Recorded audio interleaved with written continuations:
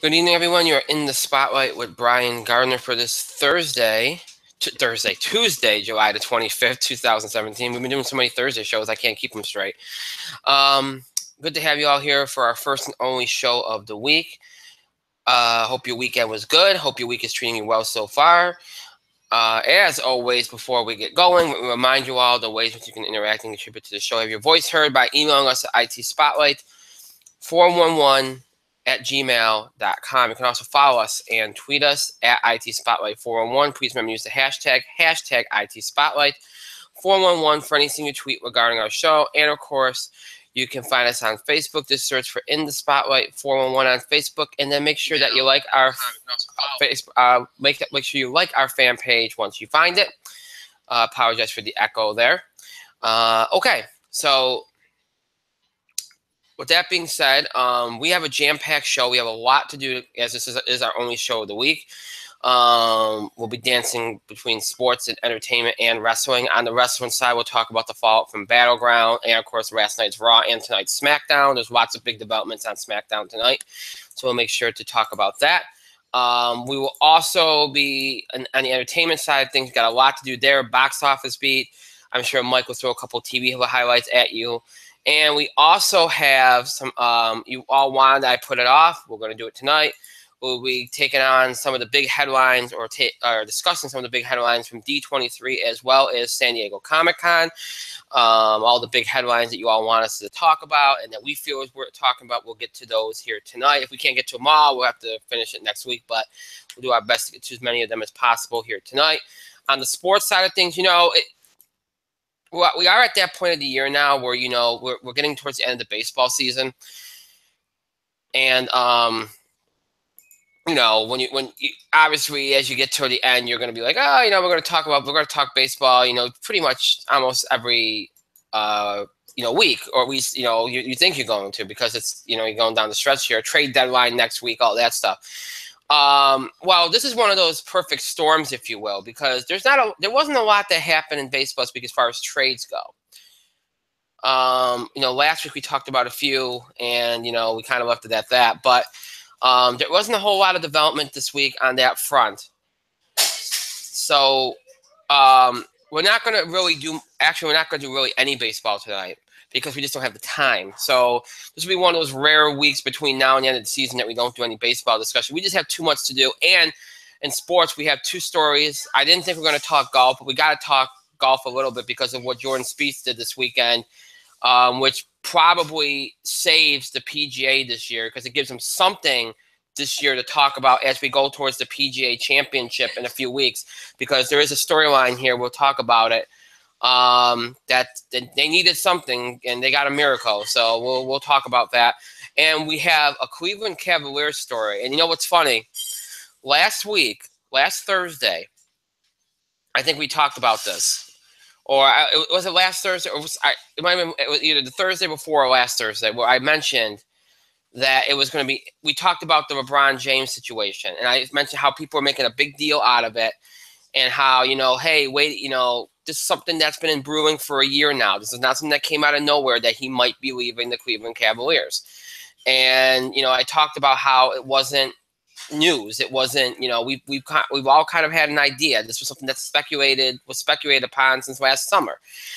Well, fast forward a week, because it started last Friday, and it's just progressively become more and more of a nightmare for the Cleveland Cavaliers over this last week. And that is the Kyrie Irving situation, which is just dragging more and more people into its web, if you will. We'll talk about it. It's a story that's developing more and more each day. It's a story that's going to dominate the NBA. Just when you thought the offseason had calmed down, it has picked up again. And now a big name is out there that will more than likely, you'd have to figure, there's no way that they go into the season with Kyrie Irving on this team. They already have 2 point guards signed after they signed Derrick Rose. We'll talk about that. And look, the fact is, this is not your normal trade request. This thing was not kept in-house. We don't know why it wasn't kept in-house. We'll talk more about that too. But it's become a disaster for the Cleveland Cavaliers. It's not going to go away. And it's something that, what you have is a team in disarray, and maybe we all took a blind eye to it because they were winning and nobody else was even in their league in the East, and they was going to keep getting to the finals no matter what happened. We might have took a blind eye to it, and now we're starting to realize it when everything's documented and all the problems that they apparently had internally over the last couple of years. Now that it's all their dirty laundry is kind of being tossed out there now, and now we're all kind of like, oh yeah, that makes sense. Oh yeah, that did happen, and we're all kind of like, oh wow, this thing was destined to blow up. Well, here we are, and what we all thought was a foregone conclusion, the Cleveland Cavaliers going to the finals again to meet the Warriors. That's no longer a foregone conclusion. This is something significant that's going on here, and we'll talk about that here tonight as well. Really quickly, TV awards. Those of you that are participating in the process here, remember, nomination ballots are due. I just hit the wrong button on my thing here, so my apologies. Nomination ballots are due. That's not my right date. I thought I had it on a different day. Yes, okay, August the 6th. So you have till August the 6th. Keep that in mind for the nomination ballot. So two more weeks. So make sure, some of you have already submitted yours, so that's good to get ahead of the game. But remember, nomination ballots due August the 6th, and Thursday, August the 13th, we will announce the winners.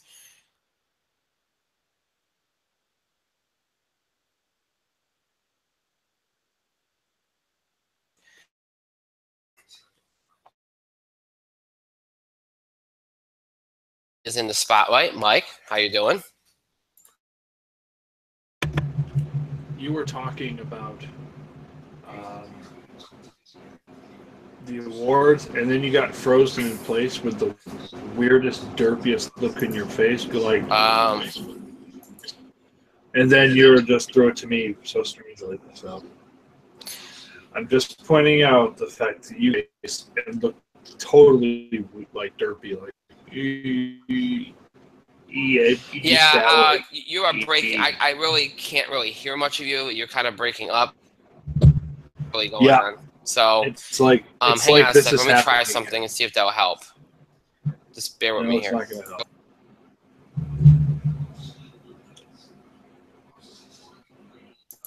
I'm just gonna try something.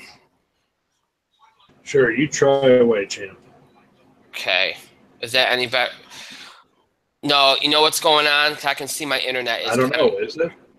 Well, it's a little bit, but I can see my internet bar keeps dropping one, then going back up, then dropping one, then going back up. So it's probably something that's not even in my control. But I did close a couple of boxes, so hopefully that will help. Sometimes that does interfere, depending on what website you're on. Like sometimes you just get that kind of, I didn't need those boxes open anymore, so I closed them. All right, so just bear with us. Obviously, something's going on here right now. It looks like maybe it's behind us because I got full bars now, so that should be good. I don't know. Can you hear me? Yeah, I can hear you perfect now. So whatever it was, hopefully it passed. Yeah. Who knows? Yeah. Gotta love Spectrum. Sure. Yeah. Sure. Hey, how we all like net neutrality? Spectrum sure don't. Good point. Well, they voted this week has not been a good political week. No, it has not. Really quickly, before we get into everything, because we always do this at the top, if there's something that we have to mention, and obviously, I it's always sad when we have to mention a passing of any nature. But we did lose another prominent name this weekend in John Hurd, who most will know from the first two Home Alone movies. He played Peter McAllister, who was Macaulay Culkin's father in the film. Macaulay Culkin, of course, played Kevin McAllister in the movie. He played his father in the film. John Hurd, he passed away this weekend at the age of 72. He was found dead Friday morning, I believe. And I think it was in his hotel room or at his home. So I wanted to mention that off the top here. And he hasn't really, to my knowledge, I'm looking at this because I looked at this. I looked at this on after I heard of his passing. I couldn't remember. He hasn't been doing much lately.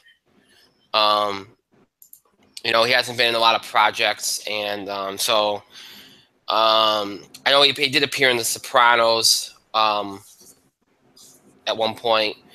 So he hadn't been as active as he was, earlier in his career. But he had a lot of spots. He was on stage. He was in TV. He was in film. I know he was on Tom Hanks' movie Big, Pelican Brief. He was in the Sharknado movies too. If you enjoy that, so he had a lot of appearances over the years. So we want to express our condolences, thoughts, and prayers to John Hurt's family, and may he rest in peace. Again, a good actor, and did a lot of things over the years, different things in TV, film, and theater. So may he rest in peace. I wanted to note that off the top here because that was some news over the weekend. Okay, now we're going to start. I don't want to do the entertainment thing because the Comic Con stuff and that I don't know how I'm going to go with that. So we're going to start in sports first and jump over. I'm going to mention the golf real quick because I can do that really, really quick and save us some time. You all know you were here on Thursday. Well, for those of you that listened or watched on Thursday, I did not anticipate even having to talk about golf. On our next show, I'd written off the PGA for this year. There's been nothing going on. No disrespect to anybody that's won this year and had a good season or a good year here. And look, there's names. I mean, I follow it enough to know. I know what's going.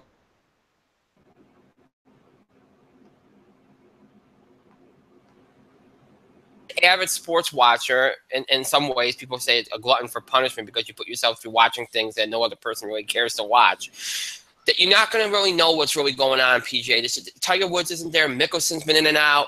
McIlroy's not having a great year. He's kind of still there. Spieth kind of came back down to earth a little bit. So all the big names have not been there this year. They haven't even been really competing this year as far as, especially when the spotlight's at its brightest. Well, the PGA got thrown a gift this weekend because Spieth put together a hell of a run, and he had to come back. He had the lead, and he faltered a bit, and he had to come back, but he did it, and he wins the Open this weekend, and sets himself up to be only the second player other than Jack Nicklaus to potentially win the career Grand Slam at the PGA Championship. I think he'd be the youngest too. They got something here for the really.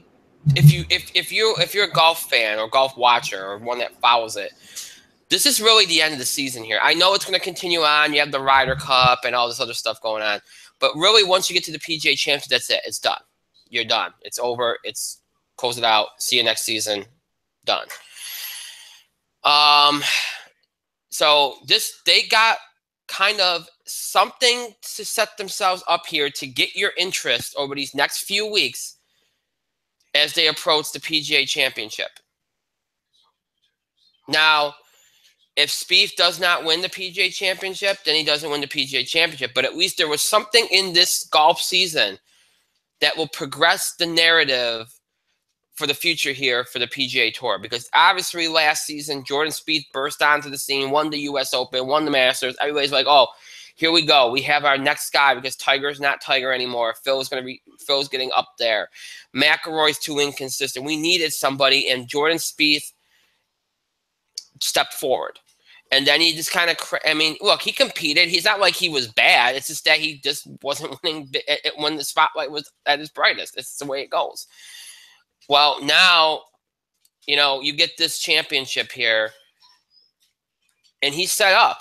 And look, if he wins the PGA championship, then you go into next year once again with Jordan Spieth as the talk of the sport, and you set yourself up to watch for it to be Jordan Spieth's PGA. Not that it kind of already wasn't, but, you know, it would be officially his. It would be, you know, he'd have the career Grand Slam, and he, you know, you go and see how far this thing can go. If he doesn't, then you know what? All right, well, it's still there. You know, he's still a dominant player. But it really is kind of like your coming of age once you do this, because then it puts you in a very select class, and it puts you on the path to the Hall of Fame. And that's what's at stake for Jordan Spieth in this PGA championship. And the good thing, too, for the PGA, because it ended up being a good tournament, good scores, good, very compelling on Sunday. It wasn't just about Jordan Spieth. They got Rory McIlroy to compete, and he was in the top 5, and he was driving for the championship, too. So to get at least 2 of those big names competing and doing well in this tournament, and the way that Jordan Spieth had to win, it just added something to it. It was the best championship that they've had this year. It was the best tournament they've had this year. It was the best all-around, that most interest they've had. So they should be very happy that they had this, and now that they have, they really get a month of relevance this year, because they haven't had that this year. But they get a month. And if Spieth can pull this off, then they have some momentum to carry into next season. And they need it. God knows they need it. So a significant win for Jordan Spieth, a significant win for the PGA Tour here. And something that really is going to, look, it's good for the sport. It's something that they needed. It gives it a jolt, and good for them. They desperately needed a jolt, and they got one. So, yeah, so good for them. Good for Jordan Spieth, and good for the PGA. All right, now we got that out of the way. To what is becoming a train wreck in Cleveland. You know, last week we were talking about LeBron and whether he would win or not. What would the Cleveland Cavaliers do? How would they make this team better to make at least some kind of pitch to LeBron James to stay beyond this season? How could they compete with the Golden State Warriors? What could they do? You know, and we know they've been trying to go. They went after Paul George, and then there was Carmelo Anthony. Will they buy out? Will they trade? We all know what's been out there in the universe. And most of the time it revolves around whether they deal Kevin Love. That's kind of been the thing for the last couple of years. Well, in the last week, we found out a lot. Last few days, we found out a lot of what's been going on with the Cleveland Cavaliers. Now, look, it was no secret that Kyrie Irving was not in love with the idea of being pushed aside from LeBron James when they went out and got LeBron James to come back to Cleveland. He wanted to be the focal point. He was drafted. You know, he got drafted. He thought he was going to be the guy. It was going to be his team. He got pushed aside when LeBron came back. He bought in knowing, well, it's LeBron James. Let's go out and do this. They had some tension. They didn't always get along. But eventually they found common ground, especially when they won the championship last year. You saw that. They were very complimentary of each other, joking around. Well, that was the high point of their relationship, because it's been, seems at least from what you're hearing, that it kind of fell on tough times again throughout last season. And obviously, look, the old adage is everything's okay when you win. Even if you don't like each other, you're civil because you're winning, and you kind of put it aside. When you're not winning, when you're struggling, not so much. You don't find the willpower to push that tension aside, that anger, resentment, etc. aside. Cleveland did not have an easy year this year. They did struggle at times. They were radically inconsistent. Any other conference but the East, they would have been probably a 4 or 5 seed, because they really did struggle. That's how Boston got the 1. but they turned it on when it got to the playoffs, and they dominated throughout the playoffs and got to the Golden State Warriors, where Golden State proved they were just a better team. And they exposed Cleveland. Kevin Durant was the difference. We all know that. They don't have Kevin Durant. It's a 7-game series, and it's house's money. Now, look, they knew going into the season they had to do something. Everything that they've tried to do has fallen flat. You find out now they tried to trade Kyrie Irving on draft night, which is shocking because all you ever heard was Kevin Love's name brought up. But it goes to show you that they kind of knew in the back of their mind that the Irving thing could end up being a problem at some point. And then you fast forward a few weeks after all the dust had apparently settled, where the only dangling thread of this offseason was really what was going to happen with Carmelo Anthony. And maybe LaMarcus Aldridge. Maybe. That's all we thought we had. All of a sudden, Kyrie Irving requests a trade. And the whole NBA implodes. Most notably the Cleveland Cavaliers, where guys are taking sides, including Richard Jefferson, saying, I understand why Irving feels way. This franchise has been in disarray from going through 3 GMs. He's gone through 4 coaches while he's been there. Irving, that is. Irving's had 4 coaches, 3 GMs. It's a lot of instability. Nobody knows what LeBron's going to do after this year. And then, of course, the year after that, Irving and Love are both free agents. Nobody really has a direction. Nobody really knows what the end game is here, other than every year they just try to win a championship. It's not like Golden State where you know they're going to be this good for a very long time. It's a lot of instability, and that's why a lot of people see what Irving sees. Now, look, it's not about instability just with Irving. It's not. It's a part of it, yes. But the one thing you keep hearing in all this talk about Irving is that he wants to be the guy. He wants to be the focal point. He does not want to be little brother to LeBron's big brother anymore. He does not want that. He recognizes that, when he becomes a free agent, he needs to have a high stock. And look, Irving has a high stock. He's more than proven himself to be an elite basketball player in this league. But he don't want to just be considered elite. He wants to be looked at as somebody that's the guy. He wants to be the #1 option. He wants to go for a super max deal that's going to set up his whole career.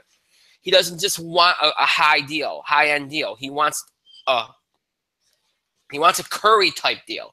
He wants a Harden type deal. He wants to be on that same plane. And the only way a player gets that in this league now is by being a guy that's considered a #1 guy, a #1 option, a primary option, and not somebody that's constantly overshadowed by somebody.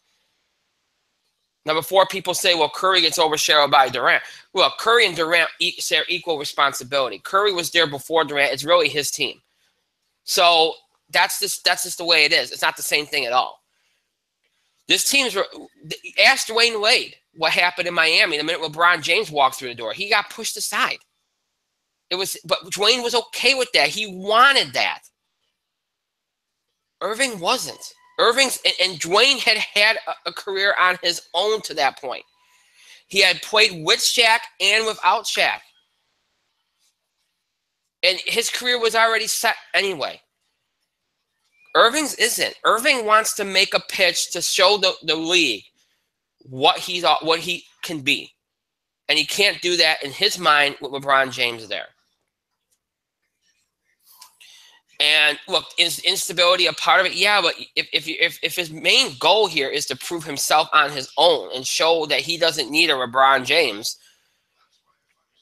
and the least of his concerns is the instability. It's just that he wants out. He's done being Robin. He wants to be Batman. That's what he wants.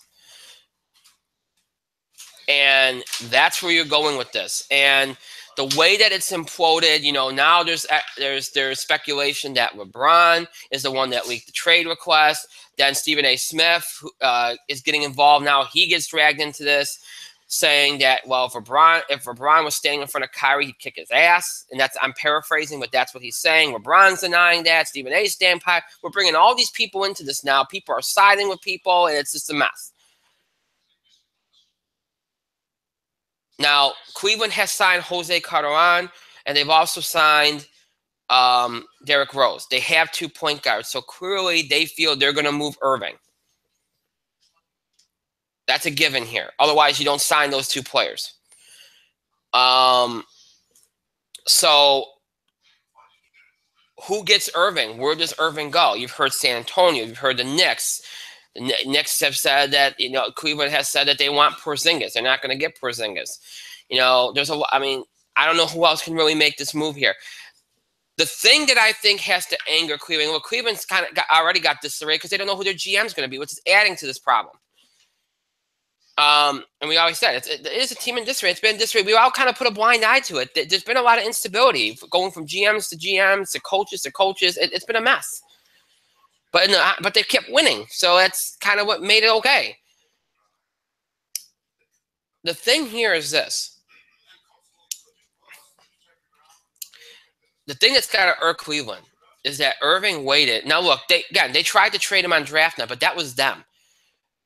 Their hand wasn't being forced. Even if they knew that there potentially could be a problem with Irving down the road with him and LeBron, they didn't feel like any urgency to move Kyrie Irving.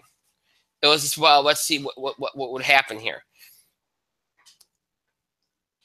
The thing is this. Irving waited until all the dominoes fell. All but one, Carmelo Anthony. Every other domino fell.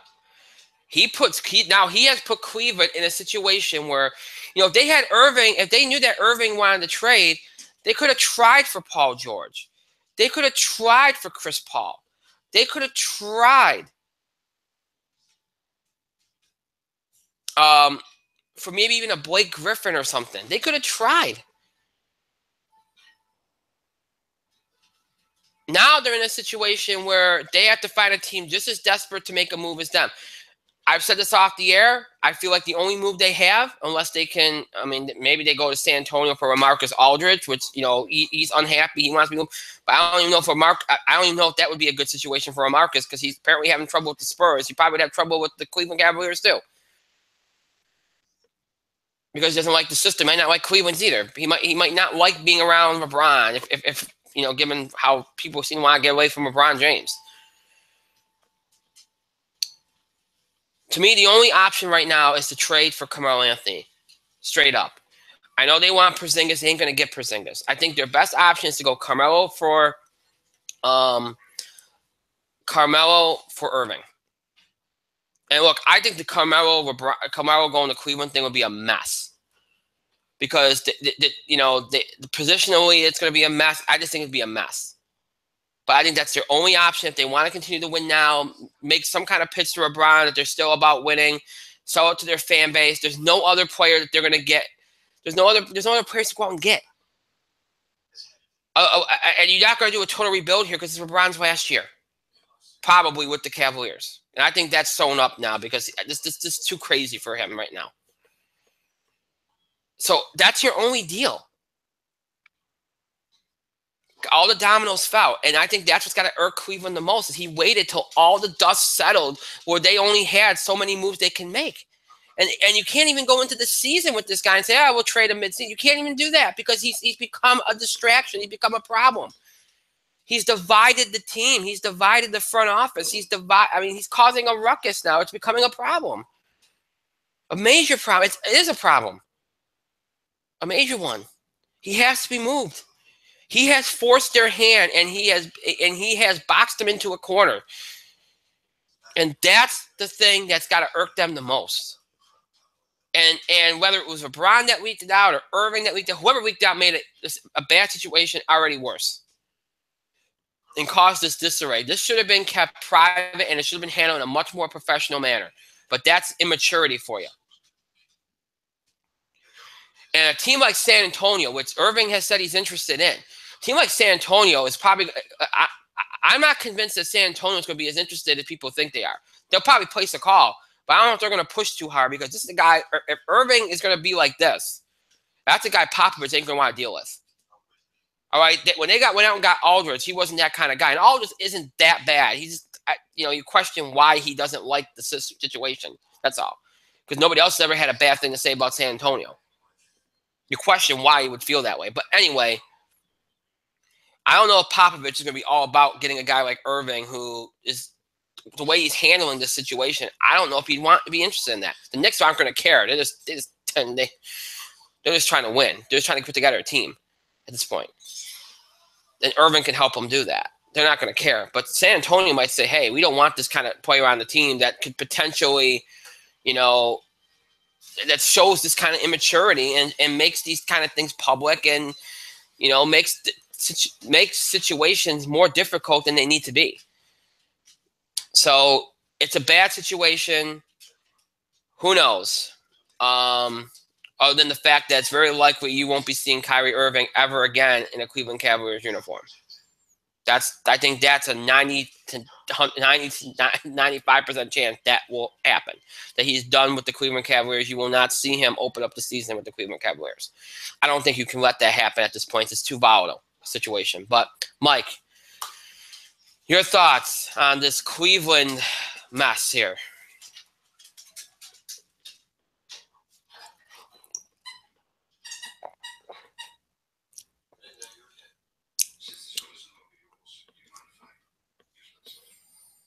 Are you done talking? I am done. Are you feeling okay? What? Are you feeling okay? Because I know you only really feel complete when you ramble and ramble and ramble. I'm good. Go ahead. Because I have not been paying attention to a thing you just said. Shock of shocks. Can you hear me? Yes, I can hear you. You're good. Are you sick? I'm good. Because you're rambling like a crazy person. Oh, Jesus. Go ahead, Mike. Anyways. Imagine you threw to me about the Kyrie Irving nonsense.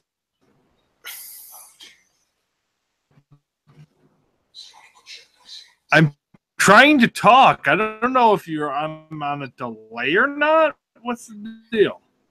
I think you're on, you're on somewhat of a delay. Yes, I just got what you said. We're talking about Kyrie Irving and Cavaliers. Kyrie Irving.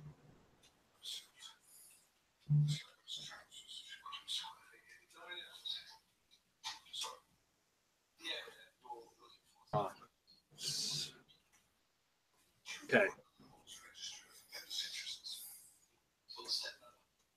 Yes, I really don't have too much to add. I'm pretty sure you said literally everything.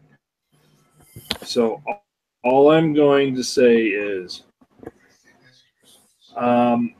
yes, Kyrie wants to be not want to be Robin anymore. But however, the trade-off to being Robin is that you're going to be in the finals every year playing for the NBA championship, and you already got one. And somebody already said, the facts already got out there, Kyrie, without LeBron James, has not even won games. As the lead guy on his own, without LeBron James, not won 5 by himself. Story short, be the guy who wants the big money. Well, good.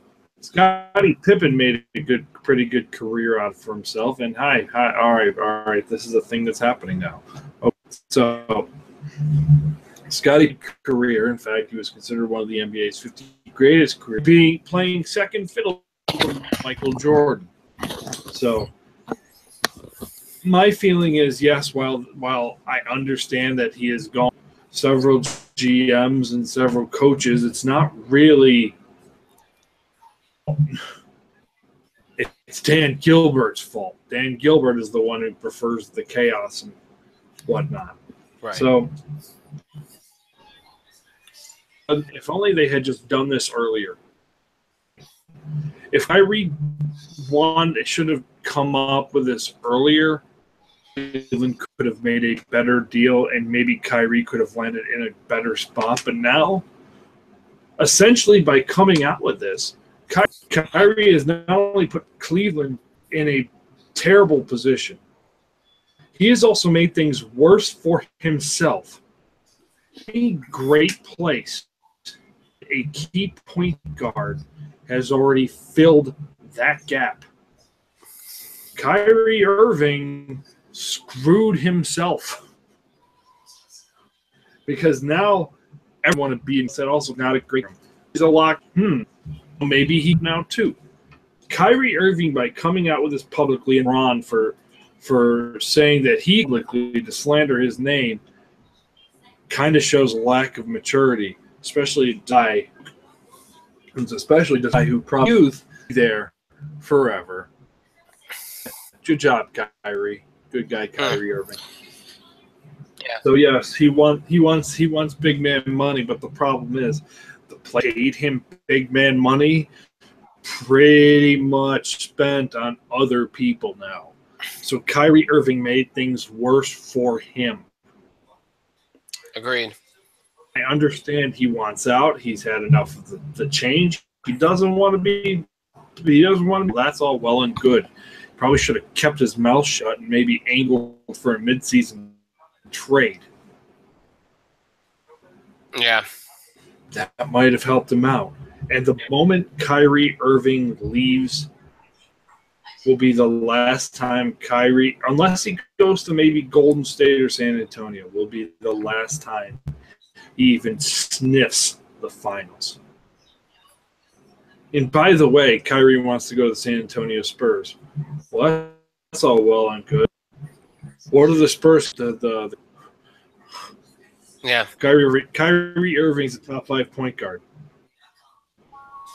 Not trading Kawhi Leonard. What do they have to offer the Spurs? Kyrie Irving gave up all of his leverage by coming out and acting like a prima donna. The Spurs are in a rough position to trade this prima donna. And nobody wants a prima donna. Maybe New York.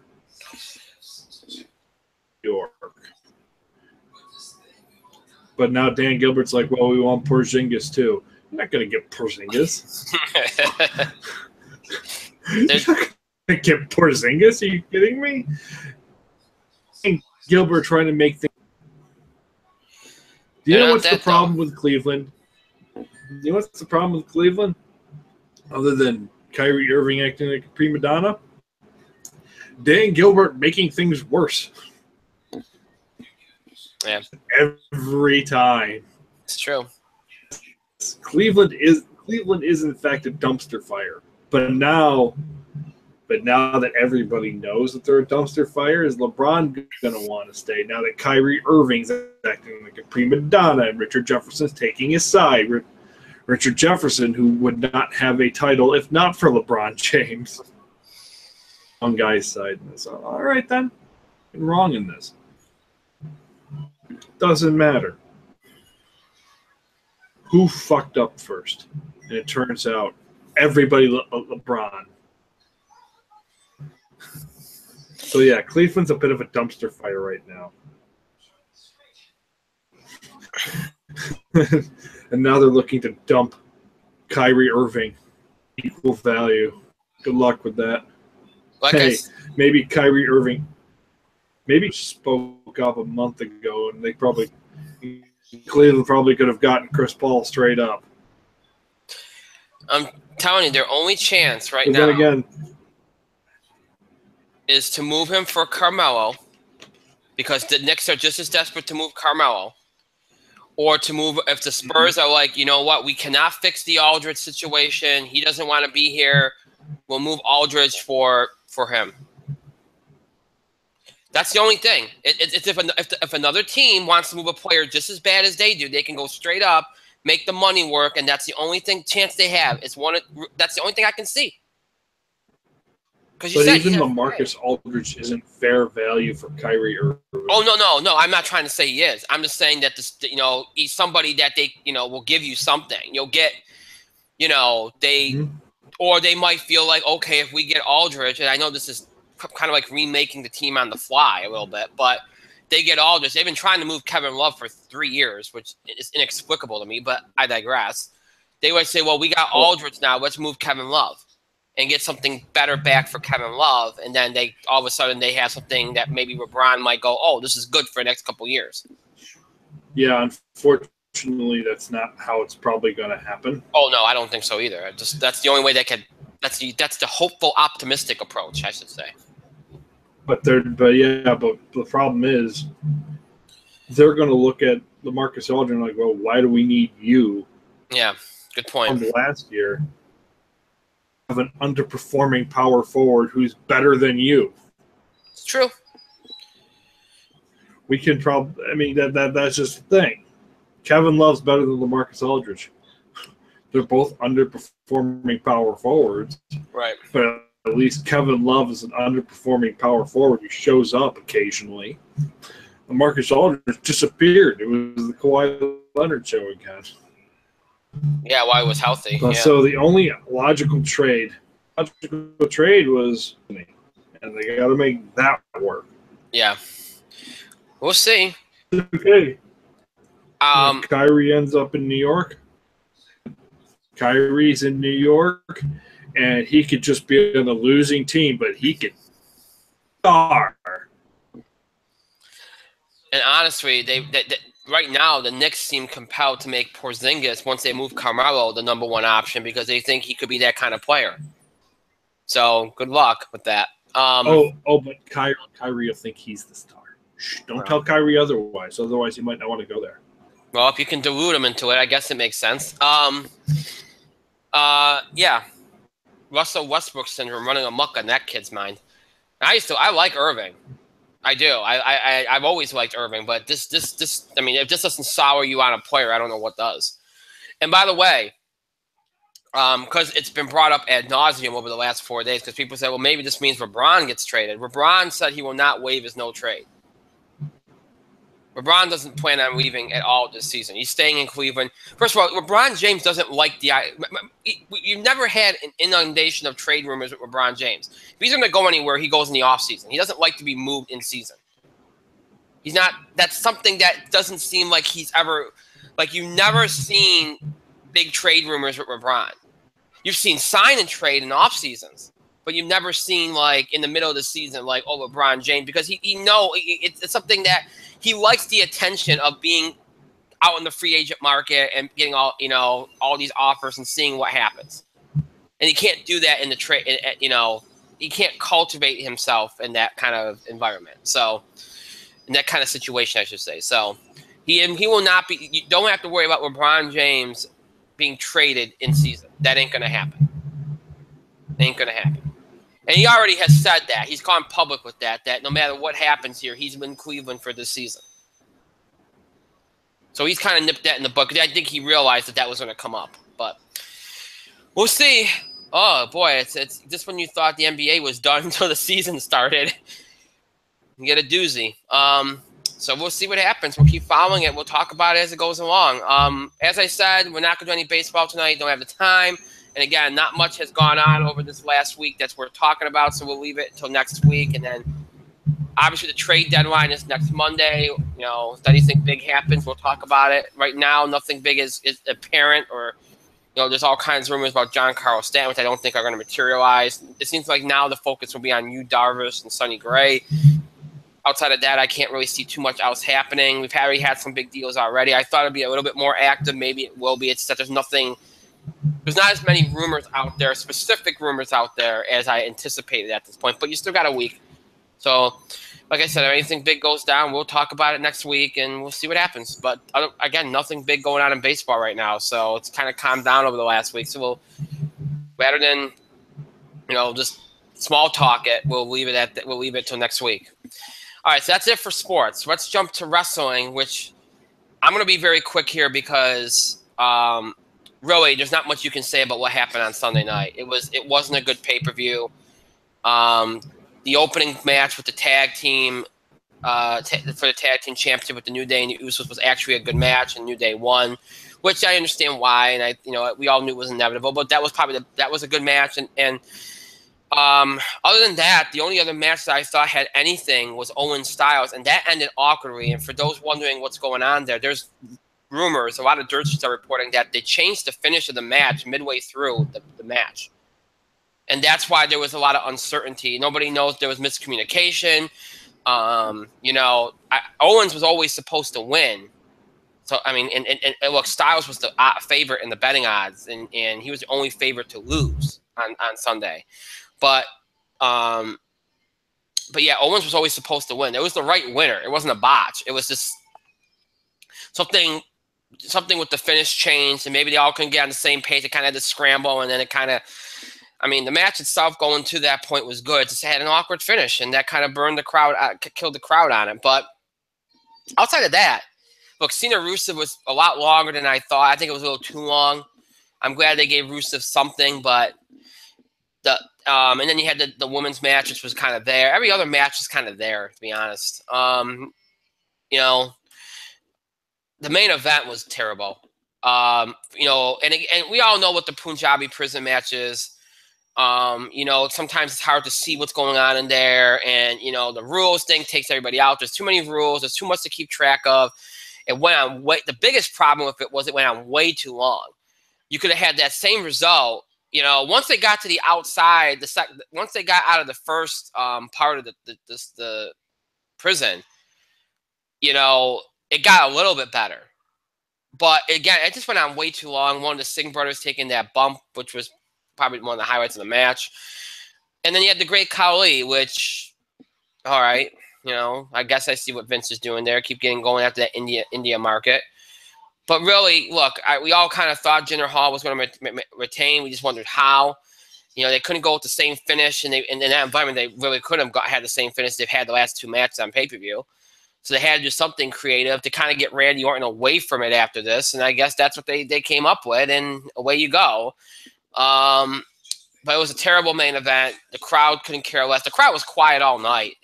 For a Philly crowd, it was terrible. But you know what? Look what you gave them. There wasn't a whole lot on the show to be excited about. It really was. We all knew going in it was like a filler pay-per-view. It was a horrible pay-per-view, and it is what it is. Now tonight on SmackDown, it was much better than anything Battleground. Right, starting with the beginning of the show, which we'll talk about in a moment. But first, I want to go to Raw. The opening segment with Strowman, Reigns, Joe, Kurt Angle. Very good. Exactly what we all thought it would. They made the right call. It had to be a fatal four-way. Good brawl. Everything went well there. I thought the women's match with Sasha and Bayley was very good. Told a good story there. They're trying to rehab Bayley a little bit as far as her character goes. I think they're making some improvements. We'll see. I think they clearly set the stage for Sasha to screw Bayley out of the title. I think that's a given at this point, but we'll see how that turns out there.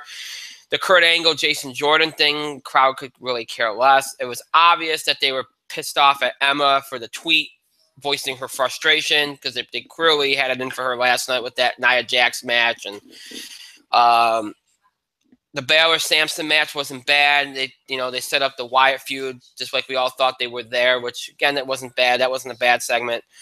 I'm getting kind of sick of the Enzo Cass Big Show thing. Look, you've already laid the groundwork. I like Enzo, but the constant promos are getting a little annoying at this point. We got to change it up a little bit. Got to do something here. Cass just beating up Big Show again. It's just repetitive at this point. This is one of the issues when they start a program too early and they have too many weeks until SummerSlam. They're just kind of going through the motions with that program. It's getting repetitive at this point, so they got to kind of do something else to kind of change it up a little bit. Tag division had some good development with the Revival and the Club and the Hardys and the Cruiserweight stuff was actually interesting with Tozawa and said they did good work there. And then you had the main event, which was good, and you saw. I think that was their burn off of the Miz feud, which is kind of shocking. I thought that might be building to SummerSlam, but clearly That's not in the cards. Maybe they always meant to have a Shield reunion match there and they called it off. I don't know what the deal was there. But it's clear now there's a direction here. And showing Sheamus and Cesaro in that match clearly shows what the direction is. They're going to have Rollins and Ambrose go after the tag team titles, which is a good move. And we'll see where Miz goes from here. I think it's Jason Jordan. I think Mike said this off. Yeah, I think he's right. But we'll see. So since they had Miz pinned, I think that ends the feud. Instead of having one of the Miz-Taraz pinned, they had Miz pinned. So we'll see. I mean, that's, they're kind of playing off the whole Shield reunion thing. Rollins with the fist bump. Ambrose didn't want it. I thought that was a nice little storytelling thing. We'll see where it goes. It's a nice build there that they have going on there. And look, there's no place else for Ambrose and Rollins to go, so they might as well go after the tag team titles. We all wondered who was going to challenge next. I think that's the answer. There's nobody else really to challenge them next. And Ambrose and Rollins look like the only choice they have. So there you go. SmackDown tonight started with the return of Chris Jericho, which I had been saying for a while. I thought Jericho would be coming back. It was starting to wonder about it. Maybe something had changed. Well, there you go. There's Chris Jericho setting up a triple threat tonight of all nights with AJ Styles and Kevin Owens, which, kind of shocked me. I thought they were just going to set it up for SummerSlam. But they didn't. And I'm not going to we'll talk more about, I'm sure Mike will bring up the main event because it is over now. But, I'm not shocked they did what they did. I'm a little shocked by who it is. But it's clear there is a continue. I don't know why they bothered to put it back on Owens, to be honest. Given the situation, it's clear something's going on with him, injury, whatever. I don't know why they're doing this back and forth, but it's WWE. Who knows? They like to do this sometimes. They hot shot it around. We went through this a while back with Miz, where it felt like every other week they were hot shotting the IC title. They kind of do that, but yeah. And then you had other things on SmackDown tonight. I thought SmackDown had a good show tonight. They moved the Divas stuff a little bit. They had some progression with Lana, which looks like they're setting her up for a babyface turn. It looks like they went back to what we all heard a couple months ago with Cena facing Jinder, but they threw us a swerve. Yeah, I know, you can make that face because they threw us a swerve to make us maybe doubt the plan, because Cena is going to face Nakamura next week to decide who faces Jinder at SummerSlam. And given the Baron Corbin-Nakamura feud, you could honestly see Nakamura in that match only to get cashed in on. Seeds are there. So they gave us, and that's going to be a phenomenal match, by the way. That's going to be a phenomenal match next week. Or maybe somebody interferes and they have a triple threat at SummerSlam. But I don't know if they want to do that with a fatal four-way. But anyway, that's an intriguing matchup that they set up there. And then you had the main event, which looks to have been a very good main event. And SmackDown was easy. And I think SmackDown knew they had to have a good show after Sunday. They knew they had to have a good show. They get a hot start with Jericho. Really, they've set themselves up for a fresh course here. Everything had more energy. Expected after Battleground there was going to be more energy and people are going to be more interested because they're going to burned off the Orton Jinder feud. They kind of moving away from some of the things they've been doing. So it definitely, the SmackDown side of things looks a lot better going towards SummerSlam than it did Battleground. So I thought they had a good show, much better than they had on Sunday night. So Mike, Raw, Battleground, SmackDown, your thoughts?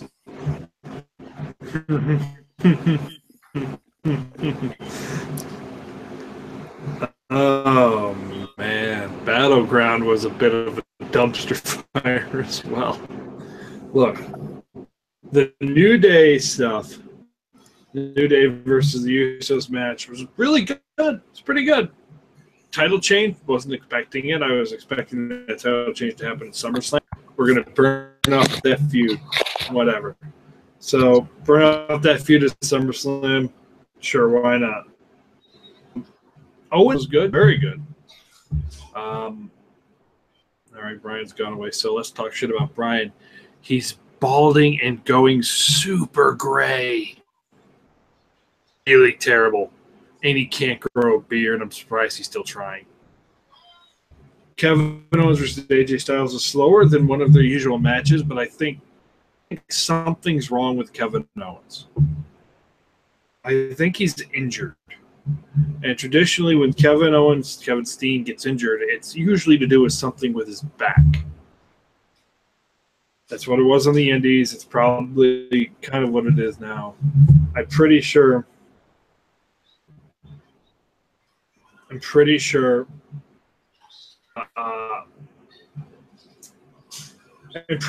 last night decided Owens could probably go and probably could carry the title, and they probably reevaluated him either Monday or Tuesday and said, oh, probably not, to get the title off of KO. But other than that, it made for a cool moment last night. Kevin Owens wins the U.S. title. And probably the second best match of the show. So, again, I think they thought Kevin Owens at Battleground would probably carry the title, but they probably reevaluated him. And they found that something is going on that maybe he can't. It probably explains the thing with SmackDown tonight. There's no fashion finals here on SmackDown tonight. At Battleground, it was a tragedy. Breezango, hoping for the best. Breeze, they are quite easily one of the best parts of WWE television. Just sad. By the way, love that Ascension cameo. That was entertaining as all hell. Zayn versus Mike Kanellis is all right. It's 50-50 booking again, but what do you expect? I think they were trying to set Sami Zayn up for something more, but I guess they're not. Who knows?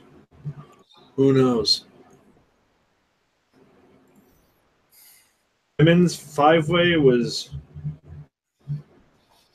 the best, but it was all right. I probably wouldn't have gone with Natalya because it kind of cements Naomi as. And I'm pretty sure Naomi is not great. Pretty sure Naomi is. I'm pretty sure Naomi. This title run has kind of exposed Naomi's flaws.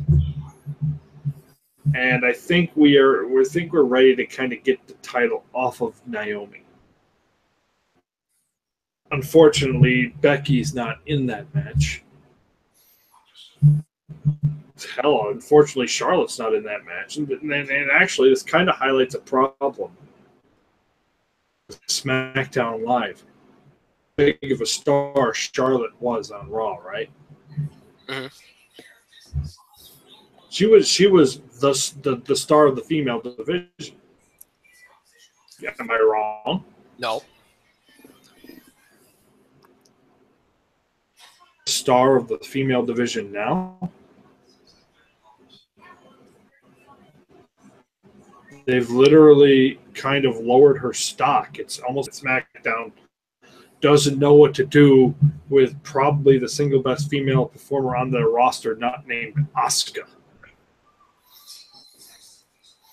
It's awful. Yep. SmackDown's in a bit of a slump, they are. But, I mean, hey, Natalya, way to make it obvious that she's losing and Carmelo's cashing in. Let's not even pretend. Right. Rusev was okay, went way too long. The rules were too complicated. It was just dumb. We all know who's going to win. Great. The Punjabi prison match took forever. Really kind of boring and bland. Could have ended 10 minutes earlier and nothing of value would have been lost. And what do we get? So Jinder Mahal beats Randy Orton, and now, spoilers, we're going to move on to John Cena? No. No. What a terrible way of doing it. What a god-awful way of doing it. Raw was pretty good. On Strowman, Roman Reigns, Samoa Joe stuff was great despite Roman Reigns. Gives a shit about Jason Jordan. I don't know. Let's see. I honestly don't care about the Jason Jordan stuff. Give a shit. Alexa Bliss proves that she's the most entertaining thing on the Raw female roster. Emma, she could be an asset, but you treat her like crap. Whoops. Let's go with the Cesaro watching all the tag team matches. I love the fact that they're doing something with Sheamus and Cesaro, and they're not doing anything with them. That's all they're doing. I thought it was very curious the fact that they are watching. They're watching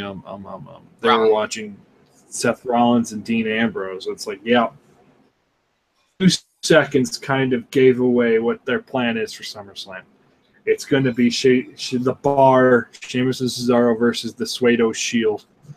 And it's going to be a build-up. It's a storyline to kind of and lay the seeds for a full Shield reunion, which is kind of why I think Roman's not going to win. Spoilers. I actually think it's going to be Braun or Joe. I think it's probably going to be Braun. Could be Joe. I don't think it's going to be Roman, though.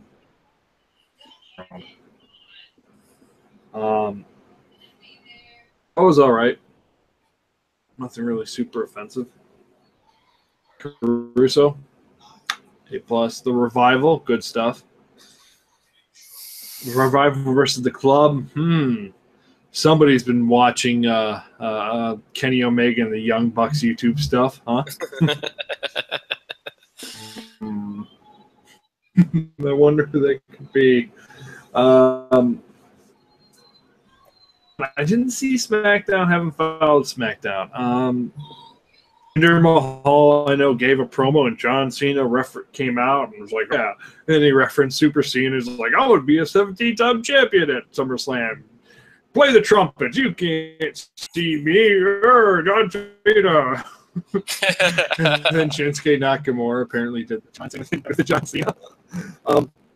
Yeah, a lot of people are kind of looking on the fact that they're going to give away Cena versus Nakamura on SmackDown next week. Nakamura. Could be Nakamura. Even though they're building Cena, it could be Shinsuke Nakamura because I think they're realizing that maybe we can't wait to WrestleMania for Shinsuke. Maybe we need to have him taste the gold, kind of get screwed out of the gold by Baron Corbin, and kind of have him chase the gold. And that way you can kind of even transition Jinder into that feud with Cena, because John Cena's got to go over another foreign heel. You know? Yeah. And maybe we could transition John Cena going after the U.S. title. Maybe be better. Because I don't know what's going to happen with Kevin Owens. And obviously tonight, spoilers, that Jericho came back. I haven't seen the first segment with sound. I saw it with subtitles because I was at Planet Fitness. Jericho came back. It was awesome. And I actually thought they were going to put the title on Jericho. Put the title back on Styles. Do you know about the finish? Apparently, I just read it. Down. Apparently, Jericho was down. AJ punked Owens somehow and pinned Jericho. Yeah, so they didn't pin Owens, which I thought. No, I'm pretty sure Owens is going to be taken out of the picture in a week or so. I think he might miss SummerSlam. We'll see. Or they might get him. They might get him through SummerSlam. Because they made it a point to say Owens was asking for his rematch for next week, which I thought was interesting. And maybe now they didn't say if they granted it, so maybe they're going to have it be the rematch at SummerSlam. I don't know.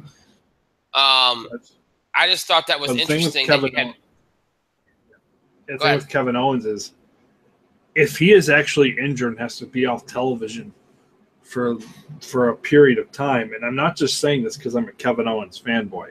That's well established. Right. But losing Kevin Owens is a huge blow to WWE TV. No doubt. That's a huge loss for their on-screen product because they don't really have anybody who's like him. They might have to turn Jericho back heel just to maybe kind of fill that void. Which is a very hard thing. But Jericho can do it. He can figure it out. He'll do it. But Chris Jericho can do whatever the hell he wants because he's Chris Jericho and he's that damn good. But losing Kevin Owens is a big void because he's a top seller. He's the top heel on SmackDown. It is 100%. You can. I don't know why they would have Jericho. See, here's the problem with what they just did tonight, though. Because one of the reasons why I thought it was Jericho is he just came back tonight. Mm-hmm. So why, what do you do with Jericho now? Because Jericho doesn't have a claim to that title anymore. He's out of it. Unless they set it up where the Owens-Jericho thing continues and Jericho kind of distracts Owens next week, and that costs Owens his rematch. And then they do one more final Owens-Jericho match at SummerSlam just to give Owens a match on the card that, with Jericho, he can be somewhat safe, and it gets him on the card, and then they just, a way to give Owens another win or something. I don't know. Because it is Jericho. I don't expect Jericho to be popping off wins left and right. One of the reasons why they did it last year was because they were going to feed Jericho the Roman Reigns at the time. And then ultimately, Jericho, at that point, Jericho was just there to put over Kevin Owens. So I don't, how Jericho is. Jericho's just there to put people over. So I could see them just saying to Owens and Jericho, hey, we want to get Kevin Owens out of this U.S. title feud. He's also banged up. We give you a match with Jericho. We'll give you as much time as you can possibly tolerate. Go put on a show. Give this crowd, because the crowd's going to always care about Owens and Jericho because they got that chemistry. So it's kind of like the Jericho Punk match that they did at Chicago that one time at Payback. Remember? Where it's kind of like, oh, let's just get him on the card, have a good match, and that'll be that. And then it moves Owens away from the U.S. title without losing much. That's kind of maybe what I'm seeing here because, you got him through tonight losing it without being pinned. And if Jericho comes out and kind of distracts him or interferes with him next week, then you kind of got Owens away from that, get him a win at SummerSlam, and you don't really lose anything. I think that's probably the smartest thing you can do. If you're going to do it, that's probably the smartest thing you can do. But we'll see. We'll see if that's what they do. It was interesting, but it was a good show. I will say this, too, about just one more brief point before we move on. Naomi and Natalya, I don't know if you probably didn't hear the promo tonight. I like that they had Natalya calling out Naomi for the glowing belt, where Natalya kind of gave her a little bit of grief about that. So I'm going to restore honor to the belt because you're making almost like she in her eyes, she's making a joke out of it, and the belt's losing prestige because of what she's doing to it. I kind of like that. That you're not like the Hart Legacy or anything like that. She's trying to imply that Naomi is too new school and she has no respect for history and all this other stuff. I kind of like that angle they're working there. I mean, at least it's something, I thought that was interesting. I thought that was a nice little tilt on it, but, whatever. Anyway, yeah, I thought SmackDown had a good night tonight. I thought Raw had a good night last night. After Battleground, WWE needed it. Match. I think SummerSlam's going to be a good card. And I like the fact that SummerSlam is going to – I mean, I know Brock Lesnar's a part-timer, but – he's going to be in a match that's not like it's a championship match, Universal Championship match, and it's main eventing, and everybody else is a full-timer in that match. I like that the focus will be on the full-timers this time around. You don't have too many part-timers on the cards, kind of taking their thunder. And even though Brock is a part-timer, he's the one that's around more often than the others. He's in the main event, and he's defending the title. So I kind of like that. So Raw, good. SmackDown, good. Battleground, oh my gosh, terrible. I will say this: there is a video that Daniel Bryan just tweeted out. He's calling it the very first episode of Smack, exclusively on Tout, featuring Renee Young, and this first episode had Chad Gable on it. Played up the little storyline that Daniel Bryan was going through on his on Twitter that Chad Gable is actually his son. Oh. And Chad Gable walks on. He's like, "Look, you're 5 years older than me. I saw that tweet." And then he handed him a thing. Gable grabs it out of his hand, looks at it, and it's just a bit kind of hinting that it's like a paternity test. Instead, Daniel Bryan wrote on, "I'm your father today. Hooray!" Gable walked away upset. Daniel Bryan's like, "But I was a very fertile 5-year-old." It's like, oh my God. Is Daniel channeling a little bit of his time with Hell No? That's the most charisma. I hope so. He's when he you know every once in a while when he gets really like silly and really like he lets himself go a little bit. He's pretty funny. Guys, him and Renee are just kind of like they're going to be they're trying to take it to WWE for canceling Talking Smack. Yeah, they're pretty pissed off. Although, but to be fair, Gable took this moment really seriously. Although once the camera went off, I'm pretty sure he's going to be like laughing his hell.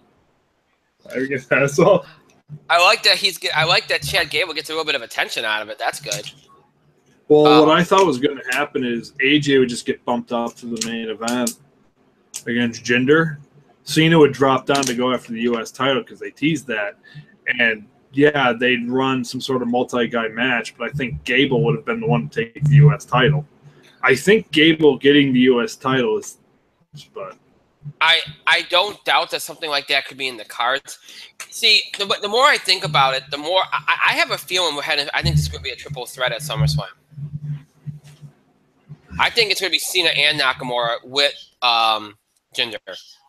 I think it's going to be I think next week, I think Corbin's going to interfere to cost Nakamura because Nakamura's beating him twice, even though one was by DQ, right? Yeah. So he's beating him twice. Nakamura's going to go out there and try to screw Corbin's going to go out there and try to screw Nakamura out of the match, and then Shane or Daniel Bryan could come out there and go, "Oh wow, you interrupt this." It's going to be the same thing as what happened on Raw. Oh, we'll have a triple threat match. Only one less guy. Yeah, and then they'll have that way. You got Cena in there, and then I think they'll, we'll go from there. And then I think they've set the stage for Corbin to cash in on one or the other because it'll be a triple threat. It means that no disqualification. They can maybe set up Cena for another program. Maybe Cena gets screwed over or whatever. They got options there. But I do think I've always thought Corbin was going to cash in at SummerSlam. And the way that they've set up this Corbin-Nakamura thing and then the potential for Nakamura to be in that match, either in a one-on-one or a triple threat, I think the writing's on the wall for what they're going to do. I think they're going to – right now I'd say my bet is Nakamura wins it and it gets cashed in on right away. Mm. That's the way I'm seeing it because they kind of burned through this Nakamura-Corbin thing and they've been so intertwined, it makes sense for Nakamura to do it and then Corbin to kind of – get his revenge a little bit. So we'll see.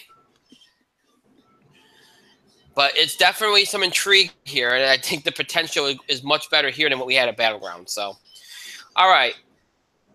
Stuff. We got through sports. We have to do some entertainment. This week's box office beat is not much of a thing.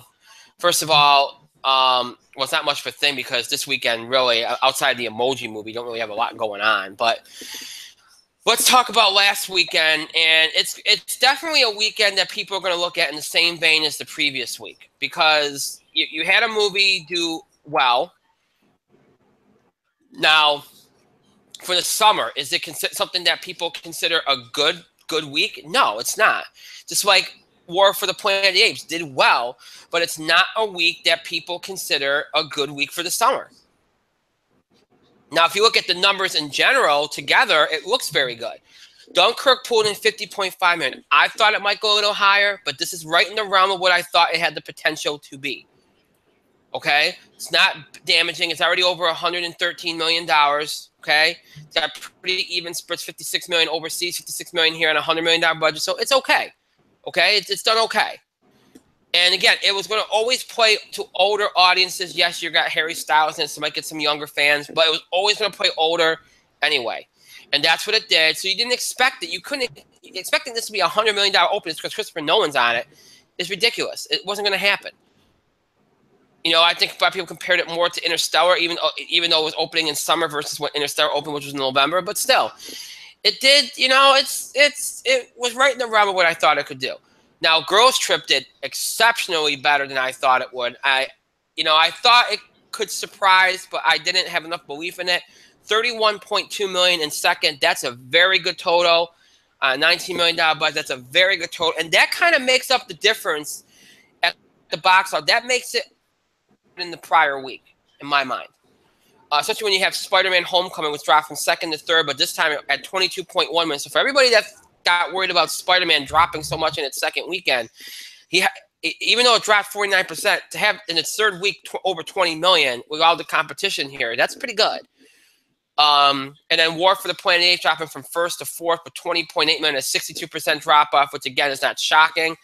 I thought it might pull maybe a little bit better, but you know. So when you look at this, Dunkirk 50.5, Girls Trip 31.2, Spider-Man 22.1, Planet of the Apes 20.8. That's a really good, solid top four. Valerian, which is the movie that I thought might be one of the bigger flops of the summer. Well, it didn't do as bad as I thought it could, but it didn't do great, especially when its budget is $177.2 million. It only pulled in $17 million. It's up to 18 now. It's not going to get it done. Now, it hasn't opened overseas yet, but I don't know if there's going to be enough of a market over there to pull this in. So I think this is destined for failure. But for the weekend, with the competition, given how you've seen these top four do, it's not bad. It's not bad. Could have been a lot worse, but in the broad scheme of things, it's not good. Dropping from third to sixth with Despicable Me 3, 13 million. Then you had Baby Driver dropping from fourth to seventh with a little over 6 million. The Big Sick dropping from fifth to eighth with a little over 5 million. And then Wonder Woman dropped below 5 million, which, given how everything else did, was not too shocking. I thought it would be 5 million or a little bit more. But given how everything else did, I thought it might be a little bit more of a drop, even though it only dropped 32%. So it's not too surprising to see it where it is. But 4.6 million in week 8 is still not bad at all. So if you look at the numbers individually, you might not be too impressed for the middle part of July or late part of July. But overall, I think if you take this, first you look at this 50.5, 31.2, 22.1, 20.8, 17 million, 13 million, 6 million, 5 million, and another million, Wonder Woman close to 5 million. That's a solid week at the box office. The only reason why we don't look at it in a positive way is because it's July. But given where we're at, given the kind of movies that are out and how long some of them have been out, and given the setup here and the situation, I think that's a very good weekend. And look, I completely kind of understood the week before because we're playing the Apes and everything. But this weekend, I think people are going to be being a little too negative.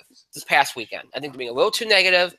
I think it was altogether, when you take everything into account, I think it was a very solid weekend. And I thought it was an improvement over the previous week. And I thought it was a weekend that kind of gave the box office a little bit of a much-needed positive jolt as it goes into the last weekend of July.